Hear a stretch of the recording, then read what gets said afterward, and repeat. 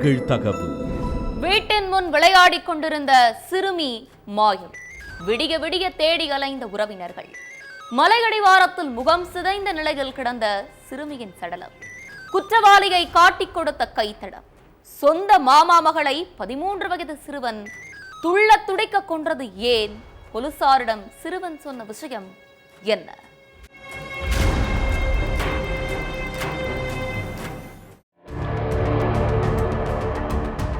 வீட்டு வாசல்ல விளையாடிட்டு இருந்த 5 வயசு சிறுமியை காணோன்னு அப்பா அம்மாவோட சேர்ந்து ஒட்டுமொத்த குடும்பமுமே பதறி போயிருக்காங்க.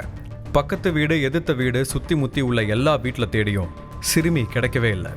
அடுத்த முயற்சியா நைட்டு 11:30 மணிக்கு போலீஸ் ஸ்டேஷன்ல போய் கம்ப்ளைண்ட் கொடுத்துருக்காங்க. அதுக்கப்புறம் உறவினர்களும் போலீஸும் விடிய விடிய சிறுமியை தேடி அலைஞ்சிருக்காங்க. கடைசியில நடு ராத்திரி 3 மணிக்கு அங்க உள்ள மலையடிவாரத்துல சிறுமி ஒருத்தங்க இறந்து கிடக்கிறதா போலீஸ்க்கு தகவல் வந்திருக்கு. உடனே அங்க போய் பார்த்தா இறந்து கிடக்கிறது காணாம போன சித்ரான்னு தெரிய வந்திருக்கு. அதுவும் சிறுமியோட முகம் செதஞ்சு போய் கொடூரமா கிடந்திருக்கு. சடலத்தை போஸ்ட்மார்ட்டத்துக்கு அனுப்பி வச்ச போலீஸ் வீட்டு முன்னாடி விளையாடிட்டு இருந்த சிறுமி மலையடிவாரத்துக்கு எப்படி வந்தாங்க, இவ்வளவு கொடூரமா சிறுமியை யாரு கொலை பண்ணதுன்னு தோண்டி துருவி விசாரிக்க ஆரம்பிச்சாங்க. சிசிடிவி காட்சியை பார்த்தப்ப சிறுமி தன்னோட சொந்தக்காரனான 13 வயசு சிறுவன் கூட தான் கடைசியா நடந்துட்டு போயிட்டு இருந்தது போலீஸ்க்கு தெரிய வந்திருக்கு. அந்த சிறுவன் கிட்ட விசாரிச்சப்பதான் என்ன நடந்துச்சுங்கிற விஷயமே போலீஸ்க்கு தெரிஞ்சிருக்கு. மகாராஷ்டிரா பால்கர் மாவட்டத்தில் உள்ள நாலா சோப்ராங்கிற ஏரியாவை சேர்ந்தவர் சல்மான் முகமது ரம்ஜான் கான். இவருக்கு 2 பெண் குழந்தைகள். அதுல 2வது குழந்தை தான் இந்த 5 வயசு சிறுமி சித்ரா கதூன். சல்மானோட குடும்பம் கிட்டத்தட்ட ஜாயின்ட் ஃபேமிலி மாதிரி தான். கூட பிறந்த அண்ணன் தம்பி தங்கச்சிலாம் தனித்தனி வீட்டில் இருந்தாலும் எல்லாருமே ரொம்ப பக்கம் பக்கத்தில் தான் இருந்திருக்காங்க. வீக்கெண்ட் ஃபங்க்ஷன் டைம்லலாம் எல்லாரும் ஒரே வீட்டில் ஒன்று கூடிடுவாங்க. எப்போவுமே சிரிச்ச முகத்தோட துருதுருன்னு இருந்த சித்ரா கதூன் தான் ஒட்டுமொத்த குடும்பத்துக்குமே செல்லப்பிள்ளையாம். சிறுமியோட அப்பா அம்மா மட்டும் இல்லை, தாத்தா பாட்டி பெரியப்பா பெரியம்மா சித்தப்பா சித்தின்னு எல்லாரும் சித்ரா கதூனை தலையில தூக்கி வச்சு கொண்டாடுவாங்களாம். இதுதான் எல்லா பிரச்சனைக்கும் ஆரம்ப புள்ளியா இருந்திருக்கு. சல்மானோட அக்காவும் அதே ஏரியாவில் குடியிருக்காங்க. அவங்களுக்கு 13 வயசுல ஒரு பையன் இருக்கான். சித்ரா கதூன் பிறக்கிறதுக்கு முன்னாடி வரைக்கும் இந்த சிறுவன் தான் குடும்பத்துக்கே செல்லப்பிள்ளை மாதிரி இருந்திருக்கான். எல்லாரும் இவன் மேல பாசத்தை பொழிஞ்சிருக்காங்க.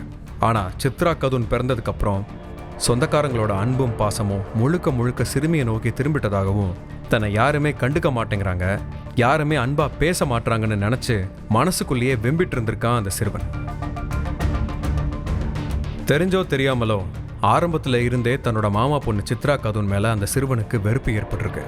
அந்த வெறுப்பு நாளாக நாளாக கொலவெறியா மாறி இருக்கு.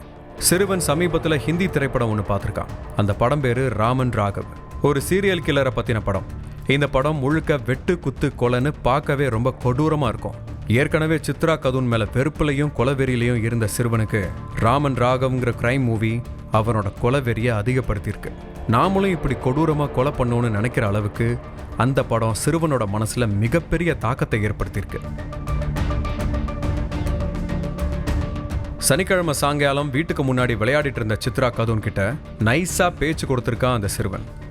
கொஞ்சம் தள்ளி போய் விளையாடலான்னு சொல்லி கூட்டிட்டு போய் ஆள் நடமாட்டம் இல்லாத மலையடிவாரத்தில் வச்சு அந்த சிறுமியை கீழே தள்ளி கழுத்தை நெரிச்சிருக்கான். ஆனா அப்பவும் உயிர் போகலைங்கிறதுனால சிறுமியோட கழுத்தை பின்பக்கமா நின்று பிடிச்சு மலைக்கு கீழே உள்ள பாறையிலேயே ஓங்கி ஓங்கி அடிச்சிருக்கான். இதுல சிறுமியோட முகம் செதஞ்சு ரத்தம் கொட்டியிருக்கு. கொஞ்ச நேரத்திலேயே சிறுமியோட உயிர் மூச்சு நின்று போயிருக்கு. அதுக்கப்புறம் எதுவுமே நடக்காத மாதிரி வீட்டுக்குள்ள போய் அமைதியா உட்கார்ந்துருக்கான் அந்த சிறுவன். போலீஸ் சிறுவனை பிடிச்சு விசாரிச்சப்ப, நானும் சித்ராவும் கொஞ்சம் தள்ளி போய் விளையாட போனோம், அப்ப யாரோ 2 பேர் வந்து அவளை கடத்திட்டு போயிட்டாங்கன்னு போலீஸ் கிட்ட சொல்லியிருக்கான். சிறுவன் கிட்ட போலீஸ் துருவி துருவி விசாரிச்சப்பவும் 4-5 முறை சிறுவன் அதே பதில தான் திரும்ப திரும்ப சொல்லியிருக்கான். ஒரு முறை கூட தான் சொன்னதை மாத்தி சொல்லவே இல்லை. அவ்வளவு தெளிவா சொல்லியிருக்கான். அதனால போலீஸ்க்கும் சந்தேகமே வரல. ஆனா சிறுமியோட சடலத்தை பார்த்த டாக்டர் சிறுமியோட கழுத்துல யாரோ சின்ன பையனோட கைத்தடம் இருக்குன்னு சொல்லியிருக்காங்க. சிறுவன் சொன்னது 25 வயசுக்கு மேல இருக்கிற 2 பேர் தான் சிறுமியை கடத்திட்டு போனதா சொல்லியிருக்கான். ஆனா சிறுமி கழுத்துல சின்ன பையனோட கைத்தடம் இருக்குன்னு டாக்டர் சொன்னதால சிறுவன் பக்கம் போலீஸோட சந்தேக பார்வை திரும்பியிருக்கு. அதுக்கப்புறம் சிறுவன் கிட்ட வேற ரூபத்துல விசாரிச்சப்பதான் உண்மை எல்லாத்தையும் ஒண்ணு விடாம சொல்லியிருக்கான். 13 வயசுலேயே சொந்த மாமா பொண்ணை பிளான் பண்ணி கொன்னுட்டு அதை மறைக்கிறதுக்காக பக்காவா பொய் சொல்லி நாடகம் ஆடியிருக்கான். கொலை பண்றதுல இருந்து போலீஸ் கிட்ட சிக்காம இருக்கிறதுக்கு பொய் சொல்ற வரைக்கும் எல்லாத்தையும் சினிமா பார்த்து தான் கத்துக்கிட்டதாகவும் சொல்லியிருக்கான்.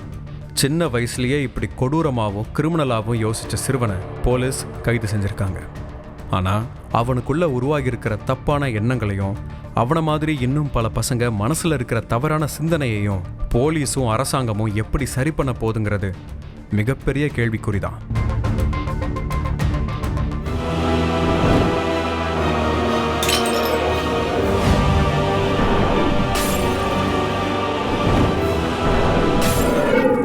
நிகழ்தகவு